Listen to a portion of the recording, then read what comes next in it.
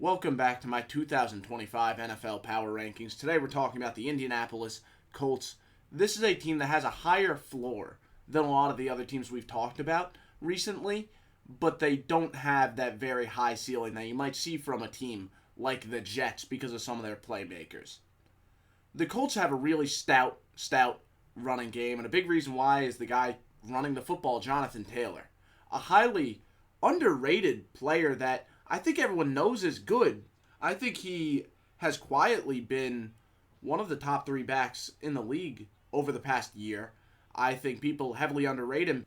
People forget, in the last 4 games last season, he had 627 yards and averaged over 5 yards per carry. That's a very nice total. A big reason that he's so efficient on the ground, though, is the offensive lineman, specifically Quentin Nelson. He is a stout guard. He's been unbelievable ever since the day he was drafted. When they lean on the run game, good things happen. Even though the O-line, besides Quentin Nelson, can be a little bit of a mixed bag, everyone there does move the opposing defensive line consistently off of the line of scrimmage. The issues might arise a little bit more when you're worrying about pass protection, and the passing offense is an entirely different story. But in terms of running the ball, you have Jonathan Taylor, who's a really nice running back, as I said already. You have some offensive linemen that can move bodies. And then the rushing threat from the quarterback position. Anthony Richardson, according to their depth charts on ESPN and our lads, he's the starter at the moment, and he is a freakish athlete playing the quarterback position. But this is a quarterback that only threw over 15 passes 9 games last year. And in those 9 games, only had a completion percentage above 50 one time. That isn't just bad quarterback play. That's straight up unstartable, inoperable. There is no passing game at that point. At that point, you might as well be running the Wildcat every play. He's a very good athlete. I am not denying that. But you cannot justify this guy starting if he continues to play like he was last year. There is no doubt about that. The good thing, though, is they have another quarterback that I think you could throw out there, and he might not be too good, but he's definitely going to be more consistent, and that will be Daniel Jones. He's also going to add to that rushing attack. But along with that, I think you could build a little bit of a stronger passing attack around him. I look at the structure of this offensive unit, look at the skill sets on this team.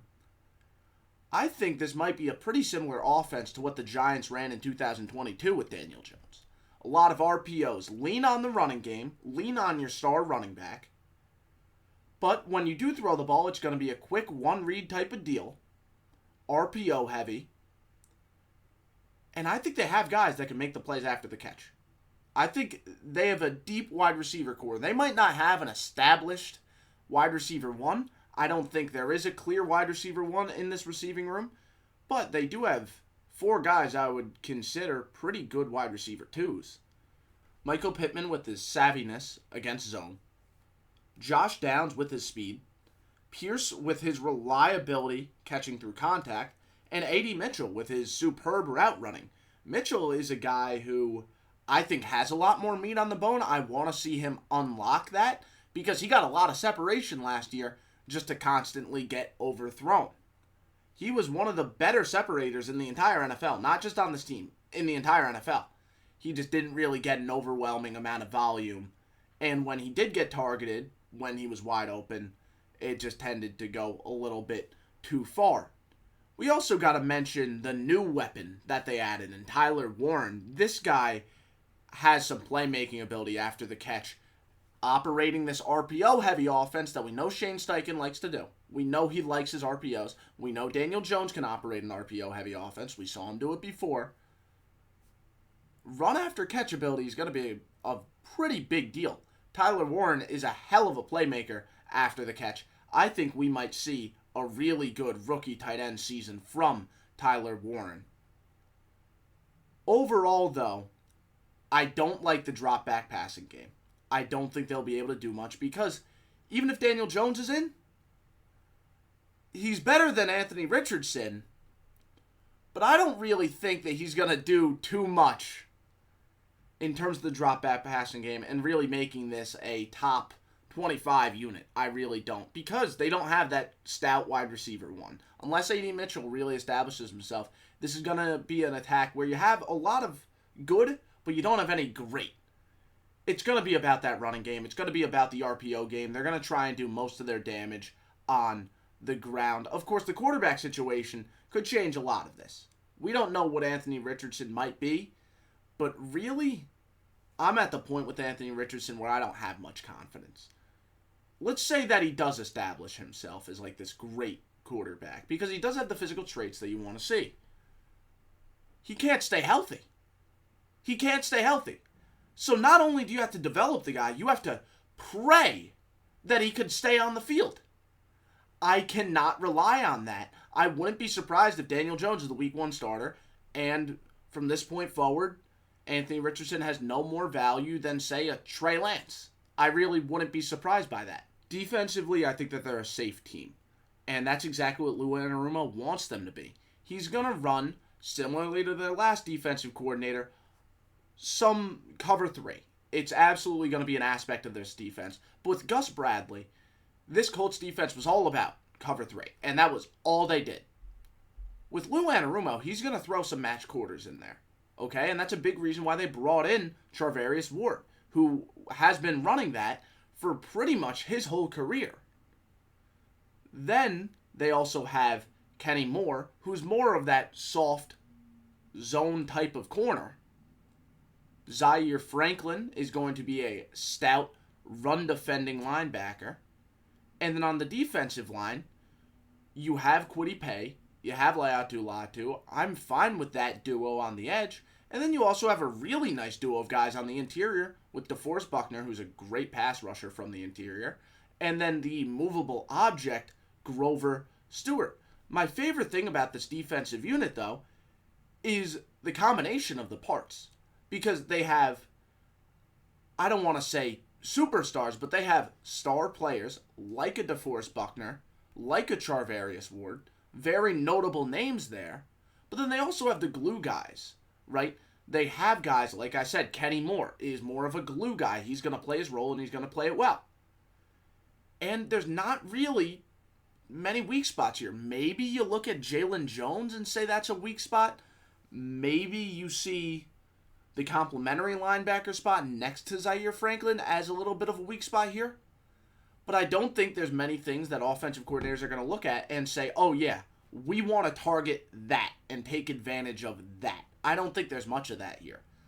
I think it's overall a solid, safe defense. It's going to be a good defensive unit, assuming that Anarumo has a good season here. We got to keep in mind, Anarumo coached up the worst defensive unit in football last year, or one of them, with the Bengals. But before last season, everyone loved Lou Anarumo, so I have confidence he's going to bounce back here. Overall, just a safe team. There's not overwhelming stars, but there's really not many weaknesses either. I think they're going to be solid, but let's look at the schedule and see how the roster and the scheme and everything translates to the record. I have the Colts finishing 7-10. We're going to go through this schedule. I think the big determining factor for whether or not the team that they're playing is going to win is how well do they fit the run. If they have a weaker run defense, I think the Colts absolutely win. If they have a strong run defense, then I think the Colts are in for some trouble. If they're in the middle of the pack, which not many of these teams seem to be, then I think it might come down to some of the other aspects, but it's going to heavily revolve around how well the opposing team can fit the run. So, for example, the Dolphins are not a team I think fits the run extremely well, so I'm having the Colts go ahead and win that one.